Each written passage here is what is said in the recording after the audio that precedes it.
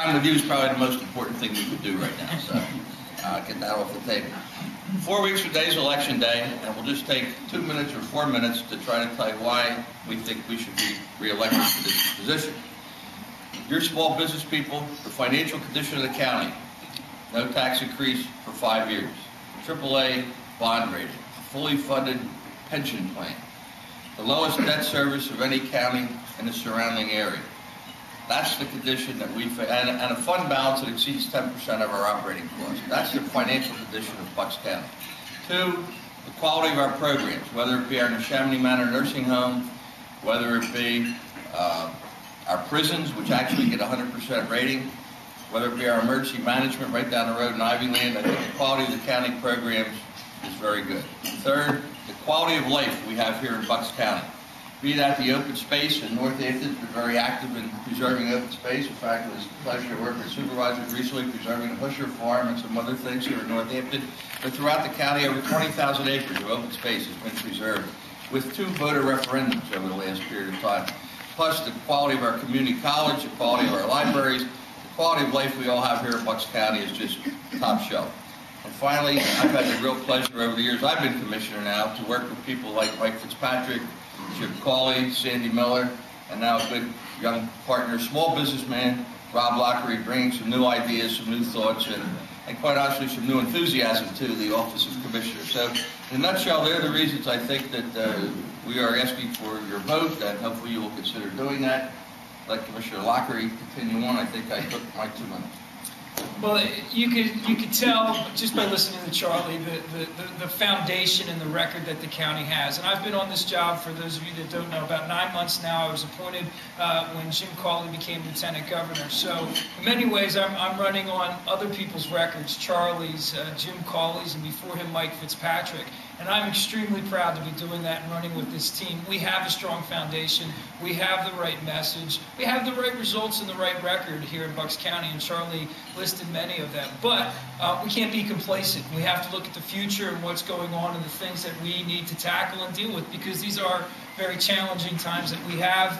We're going to be dealing with the budget very soon, and it's kind of going on right now as we speak. But the economy, I'm a small business person. I started my own business 12 years ago.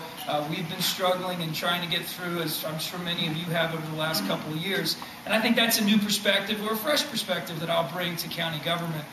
A couple of things that we need to look at, and that Charlie's encouraged me to look at, is economic development and taking a look at the business climate and how we continue to make this climate a strong climate that you feel comfortable and safe in to make those investments, so you will continue to prosper, expand, grow in your business. And I think one of the other areas we need to look at is the future of this county in terms of our younger generations. Bucks County, I forget the exact statistics here, but we've lost our 18 to 35-year-old crowd, and that's true across the Commonwealth. And what we need to do is take a look at things that will help keep those young men and women to stay here. We have some of the best school districts, best technical school, community college in the state, and our children go off to universities or to other jobs. How do we get them to stay here? We need to. That ties into economic development and housing, and there are some of the important things I think we need to look at in order to continue to keep the strong record we have and the strong foundation we have for Bucks County. So I'm privileged to be on this ticket running with Charlie, and look forward to some of your questions here this morning. So thank you very much. Thank you. Thank you. I want to thank the Northampton Township Business and Professional Association, plus also being a member. Gentlemen, thank you very much for holding this forum. What does a supervisor do? 95% of what we do as a supervisor is administrative. We take pride as supervisors in things like the write-ups that we get in the courier times. We take pride in our senior center, in our library, in our administration, our park and recs, and our ability to get things done with an overview of the 43,000 people that we represent, the 217 miles of roads, the 14,000 households. That's what we look at. Certain issues do, hi honey, certain issues do take precedence, certain issues take our focus, but our overall mission, our overall charge, our oath is for the oversight of 43,000 people in Northampton Township. I will say, I'll start right away, since this is the Northampton Township Business and Professional Association, we had no tax increase for 2011. 2010, we ended very strong. We knew for whatever it was going to be, we would, if we had to, we would have, but we did not have to, these three things. Balance the budget. We did balance the budget. No service decrease and no layoffs for 2011. We have our administration, though stressed, doing the best job I've ever seen in my prior 5 years on this board. I believe it's through Republican leadership. I believe it's through 3 Republicans on this board that take pride in going to the individual events on a regular basis, that are out 3-4 nights a week. And yes, sometimes I need to apologize to many people in this room for my directness and my focus on things and my tenacity when I want certain things answered. But that's how I am, and I will continue to do so. And I ask today to be re-elected with your help and support for another term for 6 years on the Northampton Board of Supervisors. Thank you, and I'm looking forward to any kind of questions that you have. Thank you very much. Here we go.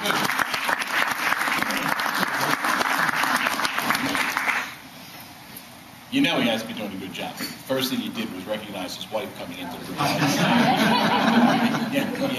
You know that's a good job. If we could ask for the county candidates come on up, and the floor will be open for questions. All right, I'll start. I don't need the mic. Okay. I would like to know at both the county and even the local level, what is it that you're doing to be proactive to make Bucks County and Northampton Township a more business-friendly place, to attract businesses here, to make it easier for them to conduct business here, cut some of the red tape, be a little bit more business-friendly? Can I grab that one? For the township, sure. I'll give an example that probably hasn't been vetted through. It'll be the Village Overlay District. The VOD, in theory, and the way it will work hand in hand with the township, is allow the developer, allow the business owner to work with the administration ahead of time, knowing what the township has envisioned for the development, for the business. In the past, you would go and get a checklist of what you had to do, and this would be a developer or anybody in the township. Then you would bring that back to zoning or whoever, and they'd give you another checklist of a checklist of a checklist. That we're trying to eliminate that with certain things that we're doing, but the Village Overlay District is a work in progress that gives the developer an idea of what we do and what we envision the township to look like, and a little bit easier on, like you were saying, the development. We'll give you 2 answers. Let me just take a second to say what we've done, and Rob, certainly what we plan to do. You don't have to go too far from here, right down the road where the Johnsville Navy base used to be, to see what the county has been able to do to create jobs down there. I know many of you are looking forward to Costco store opening next week, 400 jobs. That was the county's Federal Lands Use Authority, which did its job, it was sunsetted, it's no longer in business, in operation, but the thing there is thriving. I think what we could say is keeping taxes low, keeping the quality of life high, are the 2 best things we could do. Although having Commissioner Locker in his background in economic development, he's got some new thoughts and ideas and things that he's working on. Well, just to echo off what Charlie said, the first and most important thing is keeping the taxes low, keeping the quality of life, I mean, they're the big picture things that help our businesses. But to get more to your question in terms of red tape or how do we help, the county, I guess 2 years ago, had an Economic Development Advisory Board. They put together a large list of recommendations in a study that they brought forward. We are now in the process of implementing that. And what we just did, just last week, we actually created the board, was an Economic Development Council that has 13 members on it that will represent various industries, different size industries and geography of Bucks County. We appointed 7 people to it last week, 7 businesses. Their job is going to be to really help or hold the commissioners accountable to implementing the Economic Development Advisory Board report. Some of those things in there deal specifically with your issues. One of them I just want to highlight is how we engage and work with our municipal partners in terms of economic development. What are the areas that a township or a borough wants to focus their economic development, to make sure that we know where those are, because at the county level we get a lot of inquiries for businesses to locate. So we are trying to work and strengthen that, what I would call collaborative and efforts or coordination with the municipalities. Some of the things that we've done, from cutting red tape, if you will. There are several loan programs that are out there that are really administered by the Economic Development Corporation, the Bucks County Economic Development Corporation. Most of them, 90% of them, are state loan programs. There are a few revolving loan funds that the county has that corporation administers. We've recently met to figure out how do we streamline those loans. Those loans have been around. It's a revolving loan fund since 1985. Put about $4.5 million through the cycle through the years. Their loans average between $50,000 to $150,000 for small businesses. We've just met to figure out how can we streamline that, how can we get them out to make them more user-friendly for the business community. So there are several recommendations in that economic development report that we are beginning to implement, and with this board that we have, and really bringing together the counties. County has a business development officer. There's a private non-for-profit, the Economic Development Corporation, and the Redevelopment Authority that we are working with to sort of realign and repurpose how we do economic development to be a little bit more responsive to the business community. It's a comment on their receptiveness to business. A number of years ago, the County Health Administration had drafted some new regulations that affected swimming pools, commercial swimming pools, and there were a number of very harmful provisions in there. And a number of us in that business got together and talked to Charlie and the others, and we went to the meetings, and they took out all the bad stuff, and it wound up being a really good enhancement to public pool safety for everybody. But they were willing to listen and take out the things that would have been very harmful to the business end of it. So we appreciate that. Just an example, a little small arena where these folks work with you.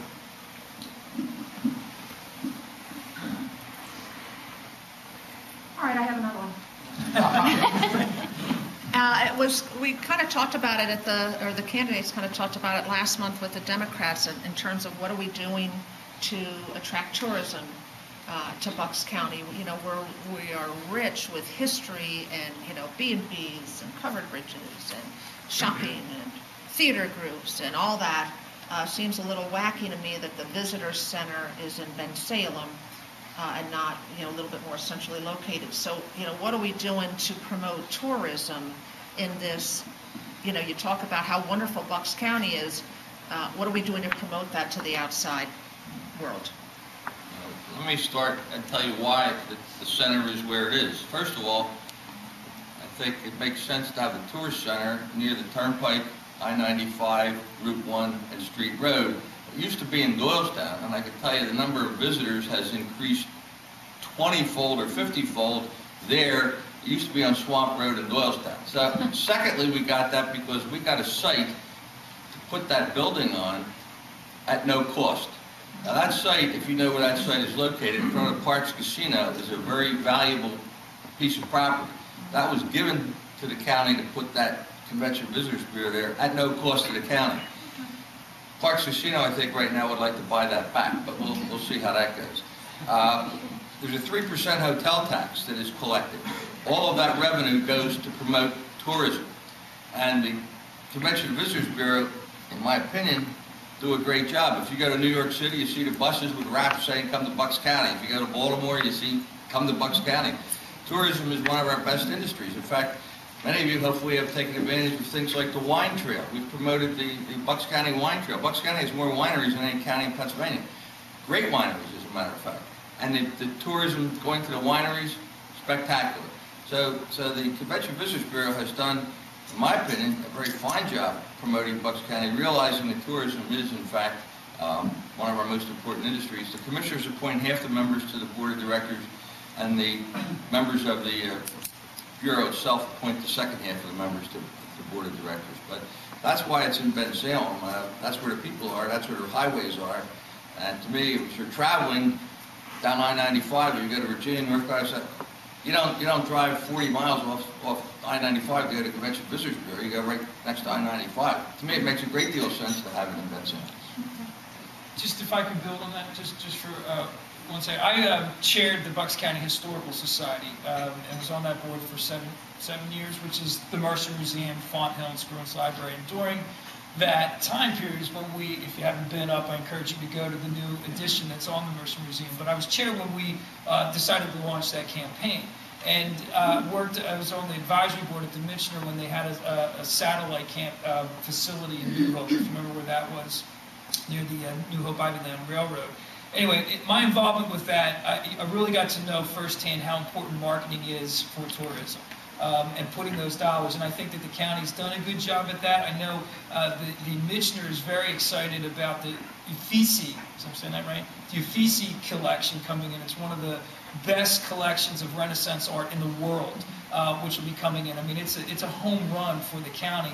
All the economic impact that will come from that is incredible, that we need to market and support, and we'll do that. But I think there are also some smaller things that we've been doing, supporting the Riverside Theater, the Playhouse, if you've seen that, Bucks County Playhouse, trying to work with the community, because they're all the engines, the small engines of economic development that have a big impact. And so we need to continue the way we have, and maybe looking at ways to improve the coordination and the marketing for tourism, because it's very important. I just was 2 weeks ago invited to meet with the wineries that Charlie just talked about, and the marketing that the county has done for them in that wine trail, and that's agritourism is what they're talking, or is what they call that. It's an important part of our economy here. So I think we've done a good job of that. We can continue to maintain that going forward, because tourism is a big part of our county's economy.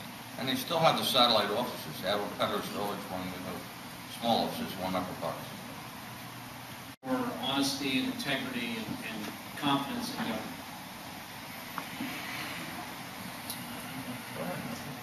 Being out there. I believe I'm an accessible supervisor. I put my cell number on everything. And as elected officials, we need to be out there for the good, the bad, and the indifferent.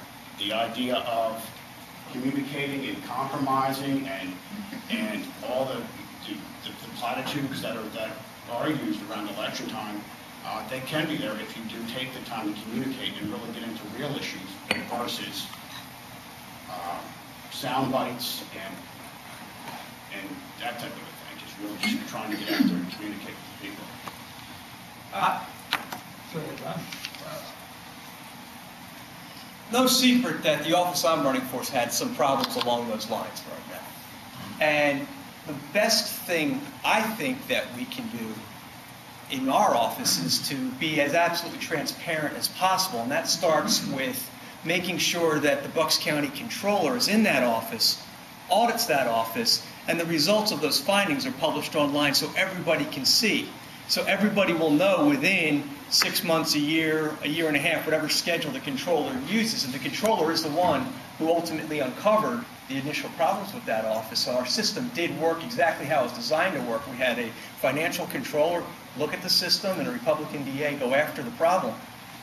But making sure that the public is aware of what is going on in that office by publishing those results online and making them, again, as Vince said, accessible to the public would be the best and most honest step, because it'll keep you honest, because it'll allow people to then start asking questions of me when I'm in office.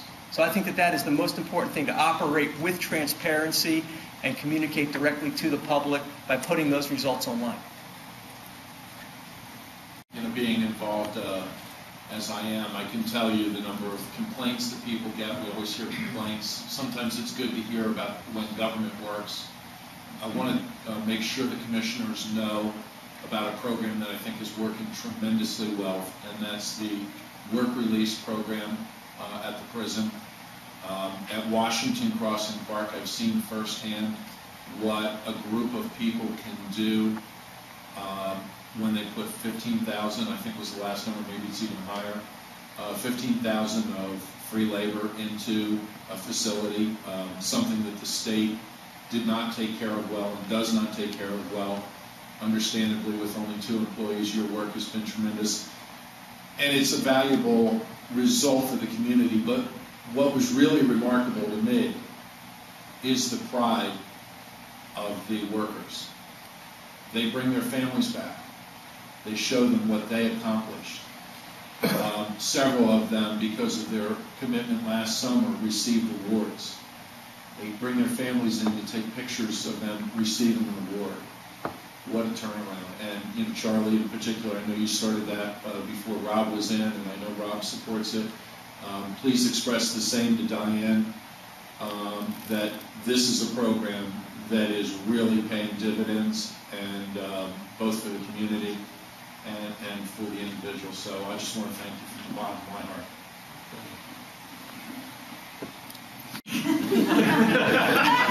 Then why'd you make me walk all the way? Well, I didn't make it, but Don answered my first question. The other one is, with Richboro and Holland losing all the retail tenants, is there anything specifically being done just to maybe to bring in more tenants?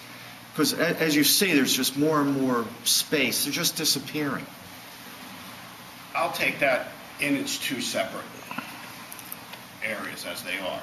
Holland is a little bit more of a difficult place. As far as the tenants not being down there, I think it's going through some changes. I think we have to work with our partners in Lower South and with our state, with Tommy and with Scott, to really try to do something with the traffic down there. Through our Economic Development Corporation, we're looking at studies right now to try to route traffic through there. The Village Overlay District, again, can help down in Holland once it starts to take hold, when somebody embraces that. Richboro, people aren't leaving. They're moving out of a certain shopping center and moving across the street, so they do want to stay in Northampton Township. I don't want to see empty storefronts as it is, but for what it's worth, the people that want to stay in Northampton Township, they are staying in Northampton Township. They're going to have to redo their business model or something, which the government is involved with. I would have to say Richboro again, the blight ordinance, the blight committee ordinance that was just passed. I can get into that if you need to, or I'd like to discuss that. And the Village Overlay District for Richboro can really spark I would use the word renaissance, but at least a resurgence in the business activity there. I hope I answered your question. Your thoughts on the development of the Davis Pontiac site? I bought 4 Pontiacs there. I'm ashamed.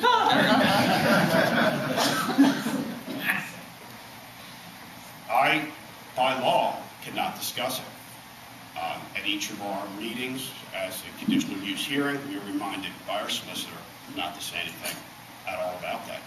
It's not that I'm taking a high road. I'm doing my job as a sitting supervisor. So as far as any discussions on either side of that, I have no comment. I'm sorry, because I usually have thousands of them.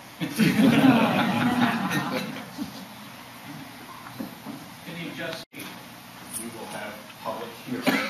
The public will have an opportunity to come in and voice their concerns one way or the other.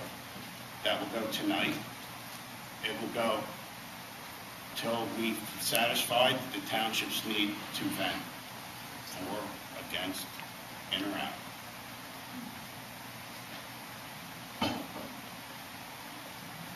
Then after that, we will convene as a board to make a decision. To the gentleman, to the gentleman up there, I know a lot of people in this room have contributed to that Socks for Soldiers campaign. And I know the township has done a lot to recognize our veterans in Iraq and Afghanistan, including the 2 commissioners who often come to the patriotic events that we hold. Can you give us an update? Because I know October 1st was the shipping date. I just put this out this morning.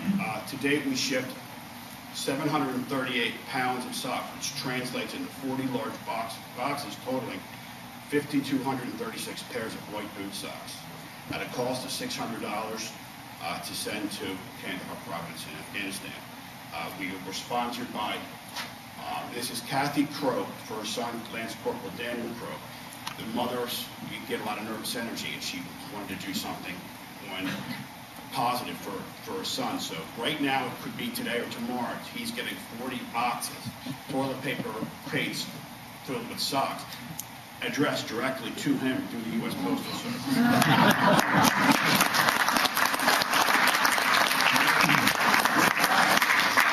The program, you always put a beginning, middle, and end on any marketing program. So October 1st, it's over. We have probably an additional 5,000 socks that just keep coming in. So since I'm becoming an expert at the post office, I'm aggravating people that are in line for half an hour. Each time they come in, I'll try to ship them out here. But it's been a phenomenal success. And Kathy Crow and the Travis Mannion Foundation deserve all the credit. I was just a facilitator of that. thank you for facilitating the Husher track. If everyone does know that, they should. I pushed that pretty hard. We were able to get through the county open space bond that was passed with Charlie Martin, and that was Mr. Cawley, correct? Lieutenant Governor Cawley. The bond that we had, the open space money. When we were able to get the 115 acres in agreement with the two parties for the township to use the open space funds, we needed to go through DeCarby in the county and Scott Petrie through the Commonwealth and get all those logistics lined up. And I can only tell you, thank you very much. And Charlie, again, thank you as well. And the township thanks both of you guys for doing 115 acres in the center of farm country where the Rook's property is. If that 115 acres were developed, which it was approved for 61 homes, that would have caused a domino effect on 400 acres in the western end. And it might not be now, it might not be for the next boom, which we will have. We're able to preserve farming with one of the largest farm operations in Bucks County, Rook's, right in Northampton Township. And they do a lot of credit for that. Mel? Government proposed this fee on the Marcellus drillers. And his proposal is it be done, through the counties. A, what's your thought on that? B, is there really any impact to Bucks County from Marcellus shales? Is there going to be any drilling within the county? We don't have any Marcellus shale. However, I think Scott can clarify this. There's two competing bills, if you will, coming forward. One, the money would only go to the counties where there is Marcellus shale. There is a second set of bills that money would go to all counties in Pennsylvania. So we obviously favor that bill. Yeah, let me just add, this is going to be an issue that's going to be dealt with in the next couple of days. It's very critically important, and in my own caucus, we have an attitude that those that live in the Marcellus Shale area don't want to tax it. But if they tax it, they want to keep 100% because it's their resource. And so I've stood up in our caucus room and said, okay, well, good jobs and a great economy is our resource. And we raise in the Southeast about 1/3 of all state revenue. So we'll just keep all of our revenue and then see how that works for you. And, so there really is this pull and push. And I think the governor made a pledge not to create a tax. So he's kind of stuck with this idea of an impact fee. But even his proposal spreads a little bit. I don't think it spreads enough. And so we're going to have that debate. It's an important debate to have, and it's important that we be at the table. I think in the end we win that battle because when the bill gets put up,